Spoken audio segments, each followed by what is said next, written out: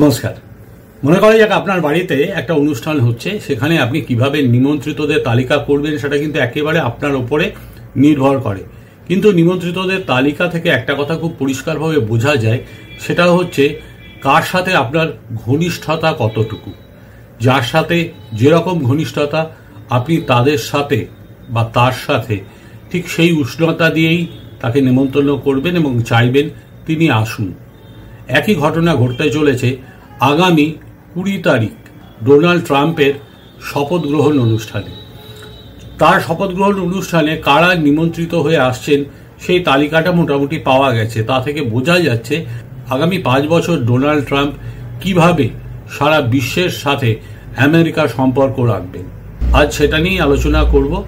কিন্তু সেই আলোচনায় যাওয়ার আগে একটা কথা বলে রাখি, আমেরিকায় এই শপথ গ্রহণ অনুষ্ঠানটা কিন্তু রাষ্ট্রীয় খরচে হয় না, এটা হচ্ছে বিভিন্ন ডোনেশন থেকে।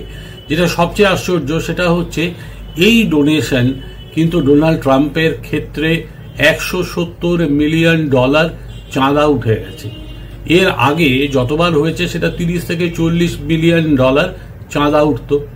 কিন্তু ডোনাল্ড ট্রাম্পের ক্ষেত্রে যেটা দেখা গেছে সেটা হচ্ছে বিভিন্ন কর্পোরেট এবং বিভিন্ন ব্যক্তি তারা যে চাঁদা দিয়েছে সেটা $170 মিলিয়ন, 15,000 ভারতীয় মুদ্রা উঠে গেছে। যেটা সত্যি কথা বলতে কি একটা বিরাট ব্যাপার, এবং তার প্রতি কর্পোরেট ওয়ার্ল্ডের যে সমর্থন সেখান থেকে বোঝা যায়। আমরা এবার দেখি যে তাদের নিমন্ত্রিত তালিকায় কারা আছেন এবং কারা নেই। আরেকটা জিনিস দেখে নিই, ডোনাল্ড ট্রাম্পের মন্ত্রিসভায় ভারতীয় বংশোদ্ভূত কতজন থাকছেন এবং কি তাদের পোস্ট, সেটা দেখে তারপর আলোচনাটা শুরু করি। ডোনাল্ড ট্রাম্পের শপথ গ্রহণ অনুষ্ঠানে আমন্ত্রিত অতিথিদের মধ্যে প্রথম নামটাই চমকে দেওয়ার মতো, চীনের প্রেসিডেন্ট জি জিনপিং। চীন এখন অর্থনৈতিকভাবে সামান্য বেকায়দায়। ট্রাম্প চীনের সাথে সংঘাতে যেতে চায় না, খোলাখুলি আলোচনার মাধ্যমে সমস্যা মেটাতে আগ্রহী ট্রাম্প। হয়তো সেজন্যই জিনপিংকে আমন্ত্রণ। তবে জিনপিং নিজে হয়তো আসবেন না, কোনো টপ অফিসিয়ালকে পাঠাবেন। দ্বিতীয় নাম জর্জিয়া মেলোনি, ইতালির প্রধানমন্ত্রী। রসিক ট্রাম্পের সাথে কয়েকদিন আগেই দেখা হয়েছে সুন্দরী মেলোনির। মেলোনিকে তিনি একজন চমৎকার নারী বলে মন্তব্য করেছেন। ডানপন্থী রাজনৈতিক দল ব্রাদার্স অফ ইতালি পার্টির নেতা মেলোনি। 2022 সালের অক্টোবরে তিনি সরকার প্রধানের দায়িত্ব নেন। ইলন মাস্কের সাথে তার ঘনিষ্ঠতা সুবিদিত। সমর্থকদের উদ্দেশ্যে ট্রাম্প বলেন, এটা খুব রোমাঞ্চকর, আমি এখানে একজন চমৎকার নারীর সঙ্গে আছি। তিনি ইতালির প্রধানমন্ত্রী, তিনি সত্যি ইউরোপে ঝড় তুলেছেন। তৃতীয় নাম হাঙ্গেরির ভিক্টর অরবান। ডানপন্থী রাজনীতিবিদ ভিক্টর অরবানের মতো দীর্ঘ সময় ইউরোপীয় ইউনিয়নে কোনো নেতা তার দেশকে নেতৃত্ব দিতে পারেননি। অরবান মার্কিন দ্বিদলীয় সংগ্রামে ট্রাম্পকে প্রকাশ্যে সমর্থন করেছিলেন এবং তিনি হোয়াইট হাউসে ফিরে আসবেন বলেও ঘোষণা করেছিলেন। এরপরে ব্রাজিলের প্রাক্তন প্রধানমন্ত্রী জায়ের বলসোনারো, একজন অতি ডানপন্থী ব্যক্তিত্ব এবং প্রাক্তন প্যারাট্রুপার। 2018 সালে ক্ষমতায় আসা এবং 2022 সালে ডোনাল্ড ট্রাম্পের বন্ধু হিসেবে পরিচিত অতি ডানপন্থী নেতা জাইর বলসোনারোকে ভোটে হারিয়ে ফের ব্রাজিলের প্রেসিডেন্ট হয়েছেন বামপন্থী লুলা দা সিলভা। কিন্তু ব্রাজিলের বামপন্থী প্রেসিডেন্ট নন, আমন্ত্রণ পেলেন জায়ের বলসোনারো। এরপরে এল সালভাদোরের রাষ্ট্রপতি নায়েব বুকেলে। কে নায়েব বুকেলে? অতি ডানপন্থী বুকেলে এল সালভাদোরের ক্ষমতায় আসেন 2019 সালের 1 জুন। সে সময় এল সালভাদোর বিশ্বের সবচেয়ে বিপজ্জনক দেশগুলির মধ্যে একটি হিসেবে বিবেচিত হতো। সেই খুন ও দাঙ্গা 70% কমাতে সক্ষম হয়েছেন নায়েব বুকেলে। 2024 সালে তিনি আবার নির্বাচিত হন। এরপরে যার নাম আসছে তিনি হচ্ছেন 53 বছর বয়সী ডানপন্থী জাভিয়ের মাইলেক। আর্জেন্টিনার প্রেসিডেন্ট হয়েছেন 2023 সালে। ডোনাল্ড ট্রাম্প তার মুদ্রার ওপর চীনের নিয়ন্ত্রণের কারণে সৃষ্ট ভারসাম্যহীনতা মোকাবেলায় একটি বাণিজ্য যুদ্ধ প্রজ্বলিত করেছেন। এই মর্মে বিবৃতি দিয়ে জাভিয়ের মাইলেক অর্থাৎ আর্জেন্টিনার প্রেসিডেন্ট তিনি ট্রাম্পকে সমর্থন করেছিলেন। মার্কিন প্রেসিডেন্ট ডোনাল্ড ট্রাম্পের অভিষেক অনুষ্ঠানে আসছেন জাপানের পররাষ্ট্রমন্ত্রী ইয়াইওয়াইয়া তাকেসি। জাপানের প্রধানমন্ত্রী ইসিবা শিগেরুর সঙ্গে ট্রাম্পের সম্পর্ক খুব ভালো। তাদের সাদৃশ্যপূর্ণ দৃষ্টিভঙ্গি একটি ইস্যুতে কেন্দ্রীভূত হয়, সেটা হলো চীনকে সামনের দিকে কিভাবে মোকাবিলা করা যায়। এছাড়া আসছেন ফ্রান্সের দক্ষিণপন্থী রাজনীতিক এরিক জেমার, আসছেন ইংল্যান্ডের রাজনীতিক ট্রাম্পের বন্ধু নাইজেল ফারাহে, থাকছেন একগুচ্ছ শিল্পোদ্যোগী, মেটা সিইও মার্ক জুকেনবার্গ, ওপেনআইয়ের সিইও স্যাম অল্টম্যান, উবেরের সিইও ডারা খসরো শাহী। তবে আসছেন না যারা, তাদের মধ্যে উল্লেখযোগ্য দুটো নাম, নরেন্দ্র মোদী ও ভ্লাদিমির পুতিন। আমন্ত্রণ পাননি তো অনেক দেশই, আমন্ত্রণের লিস্টেই নাম নেই যাদের, তার মধ্যে তো সবচেয়ে আগে যারা আছেন তারা হচ্ছে উত্তর কোরিয়ার কিম জং উন, পাকিস্তানের শাহবাজ শরীফ, বাংলাদেশের ডক্টর মোহাম্মদ ইউনুস, এরকম অনেকেই।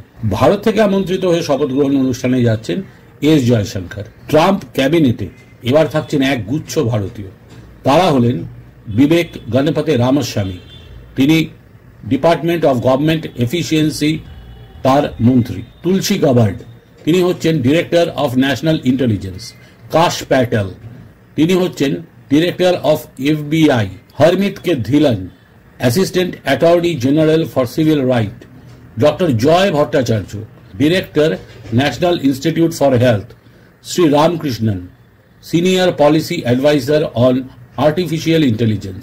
এছাড়া ভাইস প্রেসিডেন্ট যিনি হচ্ছেন তার স্ত্রীও কিন্তু ভারতীয়। এস জয়শঙ্কর শপথ অনুষ্ঠানে যাচ্ছেন, এটা আমরা জানি। এতজন ভারতীয় বংশোদ্ভূত ট্রাম্পের ক্যাবিনেটে, কিন্তু মোদী নেই কেন? প্রশ্ন উঠছে স্বাভাবিক নিয়মে। খুব স্বাভাবিক কারণেই প্রশ্নটা উঠেছে যে নরেন্দ্র মোদী নেই কেন, নরেন্দ্র মোদী যাচ্ছেন না কেন।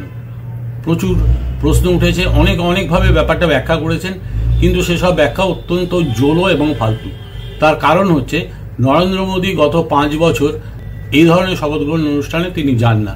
কিছুদিন আগেই ইরানের প্রেসিডেন্টের শপথ গ্রহণ ছিল, সেখানে তিনি নিজে যাননি, সেখানে তিনি পাঠিয়েছেন নীতিন গডকরিকে, অর্থাৎ তিনি তার মন্ত্রিসভার কোনো গুরুত্বপূর্ণ মন্ত্রীকে তিনি সেখানে পাঠান। আরেকটা কথা যেটা, সেটা হচ্ছে নরেন্দ্র মোদীর সাথে যথেষ্ট ভালো সম্পর্ক আছে ডোনাল্ড ট্রাম্পের, যে সম্পর্কটা নরেন্দ্র মোদী গত 5 বছর জিয়ে রেখেছেন। এখানে নরেন্দ্র মোদীর সাথে অনেকে বলছেন যে ডোনাল্ড ট্রাম্পের একটা খিঁচ আছে। খিঁচটা কোথায় সেটা বলি। সেটা হচ্ছে নরেন্দ্র মোদী আরও কেউ অর্থাৎ রাশিয়া, চীন, নরেন্দ্র মোদী, ব্রাজিল, এরা মিলে যে ব্রিক্স তৈরি করেছিলেন, তাদের একটা উদ্দেশ্য ছিল যে আমেরিকার ডলার নিয়ে দাদাগিরিটাকে বন্ধ করা। যেরকম ভারতের সাথে রাশিয়ার যে বাণিজ্য বিনিময় হতো সেটা টাকা এবং রুবেলে, এমনকি বাংলাদেশের সাথে 5ই আগস্টের আগে টাকা এবং রুপিতে এই বিনিময়টা হতো। এই যে একটা সাবস্টিটিউট ডলারের করার ইচ্ছে এদের ছিল, এটা কোনো গোপন ব্যাপার নয়। এর পেছনে কারণ ছিল, সেটা হচ্ছে ডেমোক্র্যাটরা এই দেশগুলির ওপরে অর্থাৎ চীন, রাশিয়া, ভারত, এদের প্রতি খড়গহস্ত ছিল এবং তারা বেশ কিছু ঘটনা সারা পৃথিবীতে ঘটিয়েছে যেটা ভারতের মোটেই পছন্দের ছিল না, বা চীনের পছন্দের ছিল না, বা ব্রাজিলের পছন্দ ছিল না, বা রাশিয়ার পছন্দ ছিল না।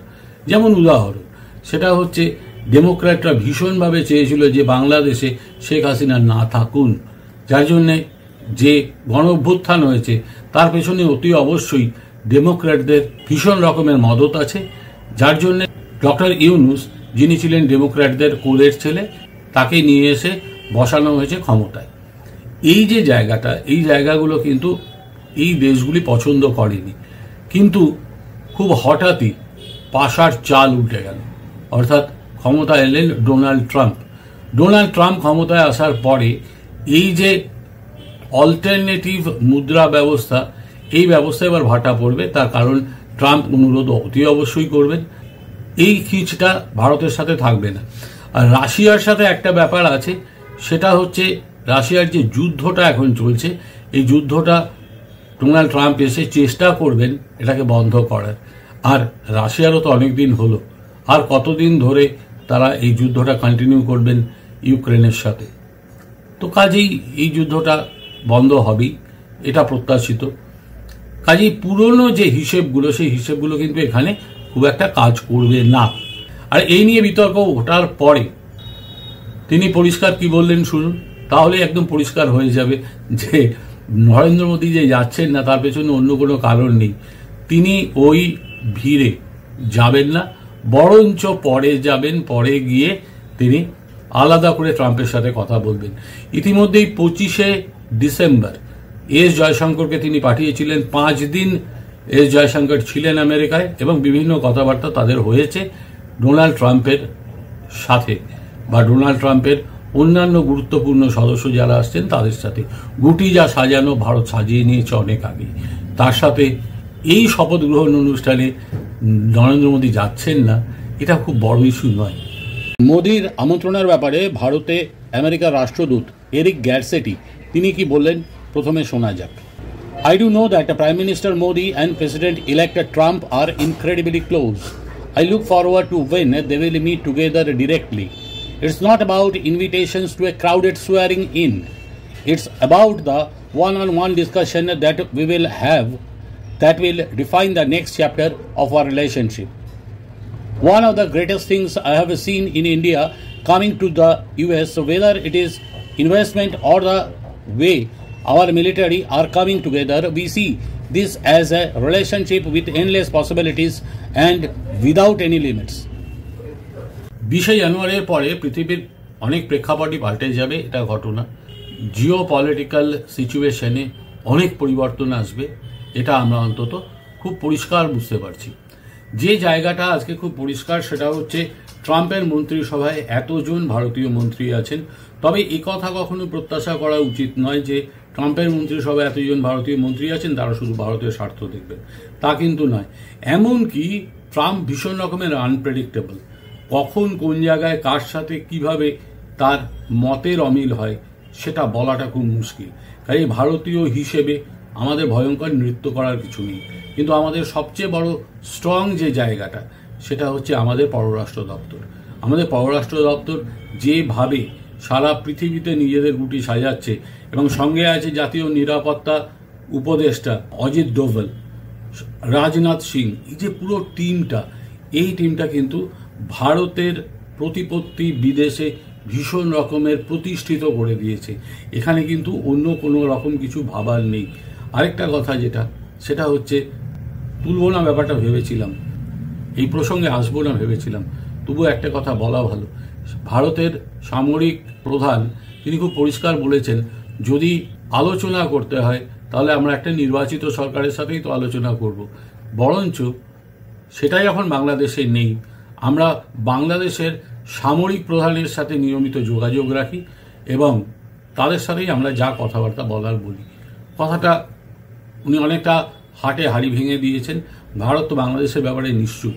বাংলাদেশে যত তাড়াতাড়ি সম্ভব নির্বাচনের চাপ এবার প্রবল হচ্ছে এবং ডক্টর ইউনূস সম্পর্কে ডোনাল্ড ট্রাম্পের যে মত সেটা তো আপনারা জানেন।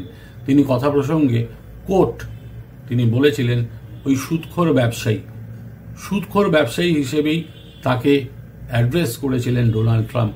কাজেই ডোনাল্ড ট্রাম্পের অন্তত বাংলাদেশ সম্পর্কে যাই ধারণা থাকুক না কেন, তার ডক্টর ইউনূস সম্পর্কে ধারণা খুব খারাপ এবং এই মুহূর্তে হিন্দু নির্যাতন আন্তর্জাতিকভাবে ভারত এস্টাবলিশ করে দিয়েছে। ডাক পাননি পাকিস্তানের শেহবাজ শরীফ, ডাক পাননি ডক্টর ইউনূস, ডাক পাননি উত্তর কোরিয়ার যে এক নায়ক তিনি। এই জায়গাগুলো কেন? তার কারণ হচ্ছে খুব ভালো করেই জানেন ডোনাল্ড ট্রাম্প যে এরা হচ্ছে সন্ত্রাসবাদে বিশ্বাস করে। বাংলাদেশ এই যে দ্রুত সন্ত্রাসবাদের দিকে চলে যাওয়া, এটা মোটেই সারা বিশ্ব ভালোভাবে দেখছে না। এই জায়গা থেকেই কিন্তু শুরু হচ্ছে বাদ দেওয়ার খেলা। অর্থাৎ এই শপথ গ্রহণ অনুষ্ঠান অনেক বড় করে হচ্ছে, কিন্তু সেই শপথ গ্রহণ অনুষ্ঠানে ব্রাত্য থাকছে মূলত ইসলামী মৌলবাদীরা, ব্রাত্য থাকছে বামপন্থীরা। এই শপথ গ্রহণ অনুষ্ঠানটি দক্ষিণপন্থীদের একটি সম্মেলনে পরিণত হতে চলেছে। এটা খুব ভালো করে লক্ষ্য করলে আপনারা বুঝবেন। এই হচ্ছে বলার কথা। ভারত খুব ভালো জায়গায় যে আছে সারা বিশ্বে, এই শপথ গ্রহণ অনুষ্ঠানের আমন্ত্রণ এবং অন্যান্য দিকগুলো তারই প্রমাণ। নমস্কার।